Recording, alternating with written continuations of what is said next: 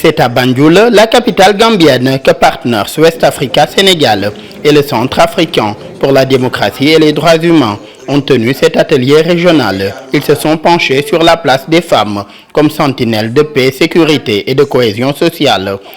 Durant ces 4 dernières années, depuis le début de ce programme, on a certes des avancées au niveau des résolutions femmes, paix et sécurité, femmes, jeunes, paix et sécurité, mais également nous avons constaté des régressions liées surtout aux défis de démocratie, parce qu'on a noté une fermeture de l'espace civique, mais également on a ce qu'on appelle une épidémie de coups d'État dans l'espace CEDEAO et Sahel, et une menace donc de retrait de 3 pays phares. Un événement rehaussé par la participation de la ministre gambienne de la Femme, occasion pour elle de porter le plaidoyer pour une meilleure participation des femmes aux prises de décision. Si vous faites le constat, en Afrique de l'Ouest, les femmes sont les plus vulnérables. Elles sont souvent impactées par les différents phénomènes qui s'y passent.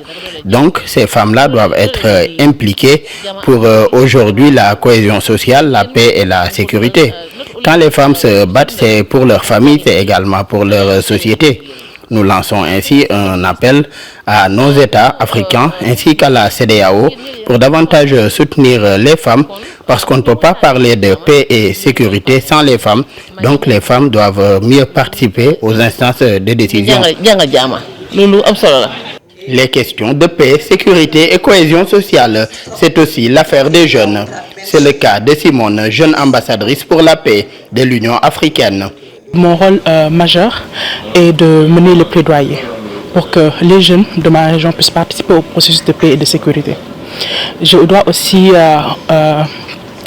mener le plaidoyer pour la mise en œuvre au niveau national et au niveau local de l'agenda jeunesse, paix et sécurité, c'est-à-dire les 3 résolutions 2250, 2419 et 2535. Mais moi, je vais les mener en synergie avec les résolutions femmes, paix et sécurité pour aussi promouvoir le rôle des jeunes femmes.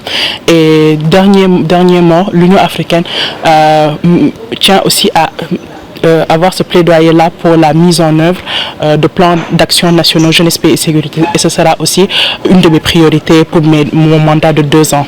Cet atelier régional a également été l'occasion de faire le plaidoyer pour l'adoption d'une nouvelle résolution pour prendre en compte les droits des femmes dans les pays autoritaires.